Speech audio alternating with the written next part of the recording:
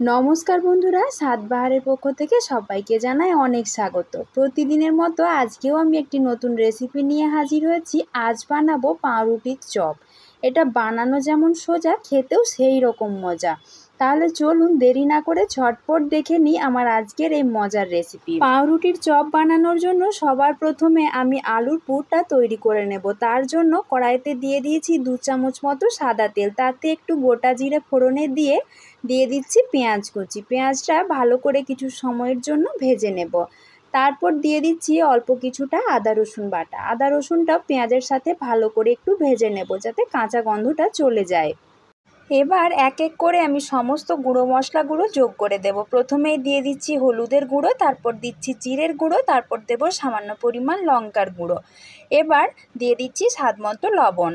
মশলাগুলো দিয়ে আবারও সব কিছু একটু কষিয়ে নিচ্ছি, তা নাহলে কাঁচা গন্ধ ছাড়লে একদমই পুরটা খেতে ভালো লাগবে না। এবার আমি আগের থেকে আলুটা সেদ্ধ করে এভাবে ম্যাশ করে রেখেছিলাম, সেই ম্যাশ করা আলুটা মশলার সাথে দিয়ে ভালো করে একটু মিশিয়ে নিচ্ছি। আমি আলুর পুরটা তৈরি করে নিই, ততক্ষণে আপনারা যদি আমার চ্যানেলটিতে নতুন বন্ধু হয়ে থাকেন তাহলে প্লিজ চ্যানেলটাকে সাবস্ক্রাইব করে দেবেন এবং পাশে থাকা নোটিফিকেশন বেলটাও অন করে দেবেন, যাতে চ্যানেলের নতুন রেসিপি দেওয়া মাত্রই সবার আগে আপনার কাছে নোটিফিকেশন পৌঁছে যায়। আলুর পুরটা তৈরি করা হয়ে গেছে। সবশেষে দিয়ে দিচ্ছি গরম মশলার গুঁড়ো, দিয়ে গ্যাসের ফ্লেমটা বন্ধ করে আলুটা একটু ঠান্ডা করে নেব। অন্যদিকে আমি বেসনের ব্যাটারটাও তৈরি করে নেব। প্রথমে একটা বাটিতে দিয়ে দিয়েছি 1 বাটি মতন বেসন, তাতে দিয়ে দিচ্ছি সামান্য পরিমাণ লঙ্কার গুঁড়ো, দিচ্ছি স্বাদমতো লবণ, আর দিচ্ছি খুব সামান্য পরিমাণ জোয়ান। এভাবে হাতের মধ্যে ঘষে নিয়ে জোয়ানটা বেসনের সাথে মিশিয়ে দিচ্ছি। এবার সামান্য সামান্য জল দিয়ে একটা লিকুইড তৈরি করে নেব। ঠিক আমরা যেভাবে চপ বা বেগুনি ভাজার জন্য বেসনটা গুলে থাকি সেই রকম বানালেই হবে। দেখুন, বেসনের ব্যাটারটা কিন্তু খুব বেশি গাঢ়ও হয়নি, আবার খুব বেশি পাতলাও হয়নি।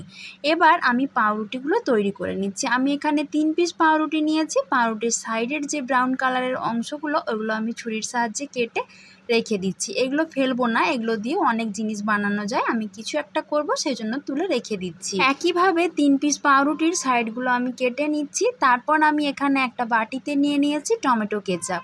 চামচের সাহায্যে পাউরুটির ওপর ভালো করে টমেটো কেচাপটা লাগিয়ে নিচ্ছি। এখানে কিন্তু আপনারা চাইলে গ্রিন চাটনি অর্থাৎ ধনেপাতার যে চাটনিটা, সেটাও দিতে পারেন, তাতেও কিন্তু ভালো লাগবে। তবে আমার কাছে আজকে ধনেপাতার চাটনিটা ছিল না বলে আমি এভাবে টমেটো কেচাপ দিয়ে চপটা বানাচ্ছি। টমেটো কেচাপটা লাগানো হয়ে গেলে এবার আমি হাত দিয়ে অল্প অল্প করে আলু নিয়ে এই পাউরুটির ওপর সুন্দরভাবে লাগিয়ে নিচ্ছি। এই কাজটা আপনারা চাইলে চামচ দিয়েও করতে পারেন, তবে আমার হাত দিয়েই বেশি সুবিধে মনে হয়েছে বলে আমি হাত দিয়েই করে নিচ্ছি। একইভাবে সবগুলো পাউরুটির গায়ে আলুটা লাগানো হয়ে গেলে আমি মাঝ বরাবর এভাবে ছুরি দিয়ে কেটে নিচ্ছি।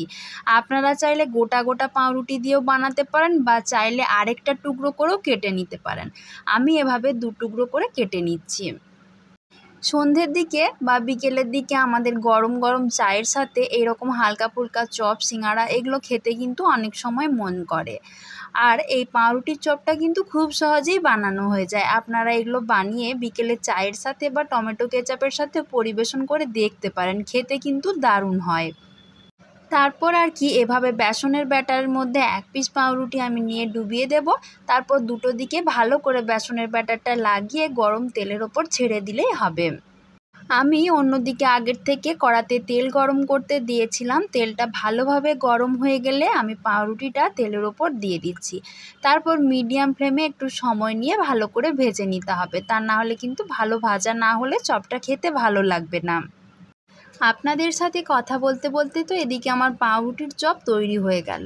তাহলে আমার আজকের রেসিপিটা আপনাদের কেমন লাগলো সেটা তো কমেন্ট করে জানাতে অবশ্যই হবে। আর ভালো লাগলে তার সাথে অবশ্যই লাইক করে দেবেন, সবার মাঝে বেশি বেশি করে শেয়ার করে দেবেন, যাতে সবাই দেখতে পায়।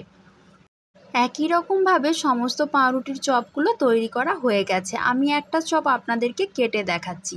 দেখুন, এটা ভেতর থেকেও কতটা সুন্দর। এটা 3টে লেয়ার থাকে, যে জন্য দেখতে বেশ ভালো লাগে। একটা লাল, একটা সাদা, একটা হলুদ। আমি এটা টমেটো কেচাপের সঙ্গে পরিবেশন করেছিলাম। বন্ধুরা, আপনারাও এই মজাদার স্ন্যাক্সের রেসিপিটা একবার হলেও বাড়িতে বানিয়ে দেখবেন, খেতে কিন্তু দুর্দান্ত হয়েছিল। আজকের মতো এই পর্যন্তই। খুব তাড়াতাড়ি আবারও দেখা হচ্ছে নতুন কোনো একটা রেসিপি নিয়ে। সবাই ভালো থাকবেন, সুস্থ থাকবেন। আমার ভিডিওটা দেখার জন্য সবাইকে জানাই ধন্যবাদ।